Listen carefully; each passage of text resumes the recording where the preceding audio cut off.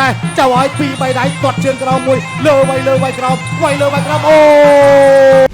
Extreme Cambodia គុនខ្មែរ Fight of the Year ដឹកពីសាកម្ពុជាបន្សុទ្ធគ្រប់ដំណក់ជាមួយបច្ចេកវិទ្យា Smart Triple Filter ត្រៀមប្រុងព្រៀបប្រកួត Extreme Cambodia គុនខ្មែរគូការពារនៅដណ្ដើមខ្សែក្រវ៉ាត់អន្តរជាតិរវាងកម្ពុជានិងរុស្ស៊ីទឹកទី1 Round 1 ប្រកួត5ទឹកបាទទេគ្រាវកីឡាកររុស្ស៊ីមកដណ្ដើមបិទសង្ឃឹមបានម្ចាស់ខ្សែក្រវ៉ាត់អ្នកដើរចូលបាទពីសេគ្រាវបោះជង្គង់ឆ្វេងបាទពីបិទសង្ឃឹមគ្រាមកអីអើយកាយទាត់ជើងស្ដាំមកមួយពីសេគ្រាវនៅតែដើរចូលមួយបាទទាត់ជើងស្ដាំមកមួយពីសេគ្រាវដើរចូលបាទក្បាច់ដូចបាក់ជាមួយនឹងយោធិនដែរបាទដេញរហូតនៅតែដើរចូលពីសេគ្រាវបាទអាស្លាន់បេតសេគ្រាវបាទចូលស្ថាប័នធំច្រើនណាស់លោកឆ្វេងបាទពីបិទសង្ឃឹមចាប់កោះអោបមកកន្លែងនេះធ្វើឲ្យចិត្តបោះជង្គង់ស្រាលស្រាលលោកអញ្ញាកដាលាចេញលោកគ្រូសាមសាយ៉ាន់នៅតែញាក់ដើរចូលដែរហើយឆ្វេងស្រាប់ពីសិគ្រីវបោះជង្គង់ឆ្វេងទៅរត់ឆ្វេងសមកវិញអ្នកឆ្វេងទល់ពីបិទសង្ឃឹមគាត់ជើងក្រោមពីសិគ្រីវទៅរត់ស្ដាំពីសិគ្រីវដើរចូលពីបិទសង្ឃឹមនៅតែដើរចូលពីសិគ្រីវដែរបដូរកាយអត់ឲ្យរួចទេនៅតែញាក់ដើរចូលពីសិគ្រីវបាទធាក់ទល់ពីបិទសង្ឃឹមចូលទៅធាក់សងមកវិញពីសិគ្រីវបងប្អូនជួយshareមកមួយshareឲ្យបានច្រើនចូលទៅកាយបោះឆ្វេងអត់ត្រូវទេ